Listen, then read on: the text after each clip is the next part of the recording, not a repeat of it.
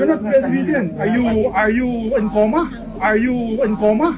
Are you in coma? Hindi Wag na ganun. pare, bastusan na tayo dito eh. Nire-respeto kita. Don't do that to yourself. We're rules-based. Mabutuhan na lang. Hindi na pwede kasi dapat unanimous consent. A few moments later. A point of inquiry, Mr. President. The Senate President mentioned unanimous. May I know what is the correct answer? Because I look at Section 121 on the suspension of the rules and I get the impression that the motion is to be approved by a majority of the senators present, there being a quorum. So it's not unanimous consent, Mr. President. Yeah, I know. I must have been mistaken. I must have been mistaken. It used to be unanimous. Yes, Mr. President, and the gentleman is correct that when it comes to suspension of the rules, Section 121 states that it is approved by majority of the senators. Thank you, Mr. President. The rules is very specific. It is only for contagious diseases. But due to humanitarian reasons, because he had his operation last week that he could not stand up, we allowed it. However, he attended a political party rally in Manila Polo Club, was seen by everybody standing beside our president, and therefore he seems fit. Is he really required to be physically present during hearings? I'm referring, Mr. President, to the Honorable Senator Ramon Bong Revilla. Lagi ko po nakikita rito na may dala, kulang na lang po, wheelchair. Well, with due respect to our distinguished colleague, the rules is very explicit. We only amended the rules for online sessions for COVID infected individuals or those that have contagious diseases, COVID, TB, Ebola, pagkaganyan, pwede yan online or is bedridden. Hindi po tayo nagpapaawa dito, no? Ako so far, in the past 2 Congress, perfect attendance ang inyong lingkod. Never been late, never been absent. Sino ba namang gustong umabsent dito? That's why I want to be online. During our last session, I attended. I tried. Pero namaga yung paa eh. So it's okay, Mr. President. Kahit na mabulok yung paa dito, no problem. Para sa bayan. Yeah, just a reminder, Your Honor, no? I've had a perfect attendance since 1998. I have not been absent from session since 1998. For the record, I must have the longest record of appearance in the legislature. When times I'm sick, times I don't feel good, times I'm also bugbog sa trabaho, but I try to make it a point to be here to show our commitment. May we recognize Senator Tolentino, please. Mr. President, just a point of inquiry on the basis of humanitarian consideration, Mr. President. Mr. President, I've been looking diagonally to my left for the last several days. A colleague of ours coming from our great province of Cavite, Mr. President. May I know the exact rule, Mr. President, concerning a colleague, concerning a member of this chamber with medical devices, apparatus, and apparently under rehabilitation, Mr. President? Is he really required to be physically present during hearings? I'm referring, Mr. President, to the Honorable Senator Ramon Bong Revilla. Lagi ko po nakikita rito na may dala, kulang na lang po, wheelchair, Mr. President. Well, with due respect to our distinguished colleague, the rules is very explicit. We only amended the rules for online sessions for COVID infected individuals or those that have contagious diseases, COVID, TB, Ebola, pagkaganyan, pwede yan online or is bedridden. We're lax, but the rules is very specific. It is only for contagious diseases.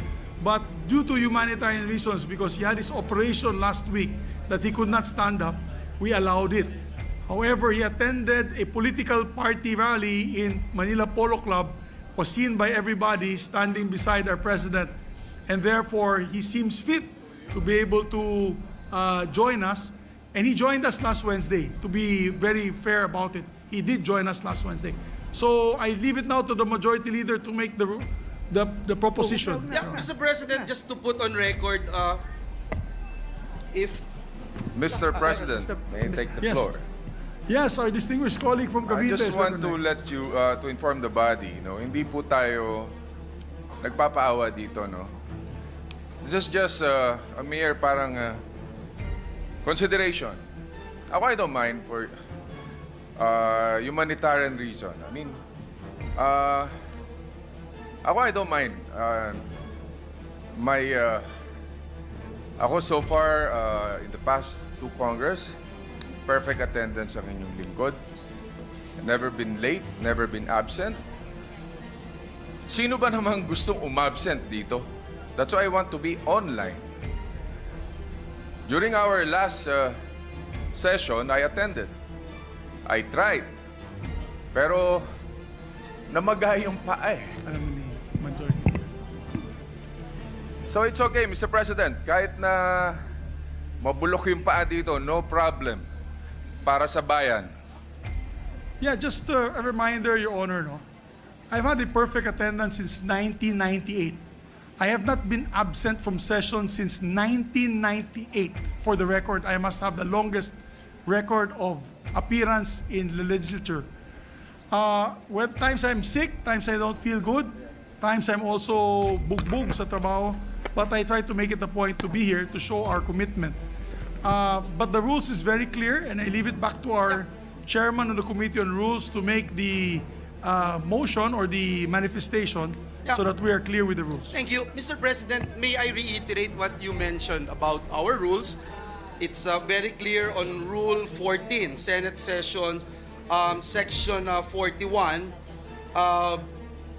Letter B, Mr. President, convene and hold session through teleconference, video conference, and other reliable forms of remote or electronic means using appropriate information and communications technology systems due to force majeure or the occurrence of a national emergency as determined by the majority of all the members of the Senate, which may prevent the convening of the Senate or the physical presence of its members in the session hall. If you recall, Mr. President, I think last week, Mr. President, there was no objection coming from our colleagues of the Senate when we made that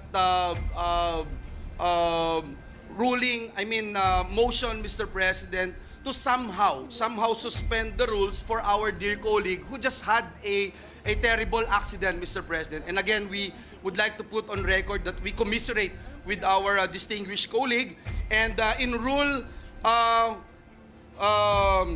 in section 120 of our rules, Mr. President, it says here, and I quote, "The unanimous consent of any action or proceeding may be given expressly or impliedly." And that's the main reason, Mr. President, that we allowed our colleague to be present via online without touching, Mr. President, our regular rules, Mr. President, because no one actually objected to it. But again, Mr. President, this is a case-to-case basis. If anyone would move, Mr. President. Yes, I move, Mr. President, Majority Leader. With all due respect and in recognition still of our rules, I believe there is a definition for bedridden. Given the inability of our colleague to move, I think he should be considered bedridden even under our rules. You know the reason why I'm bringing this up? Because last week, another colleague of ours was going to do a checkup and ask for Zoom call as well. When will this stop, Your Honors? When will this stop? What is the leeway that we're going to give our colleagues? Mr. President, we abide by the rules, and Yes. it actually says very clearly that bedridden is a category that applies. No, it's not in our rules, Madam. There's But no measure in the rules on bedridden. It's the chairperson just read what is on the rules earlier. If you may repeat it, Your Honor, Majority So, Leader. But I President- understand from the Majority Leader that we could reconsider. Mr. We President, could may I ask for a reconsider minute even suspension, if Mr. no Session one suspended. actually objected.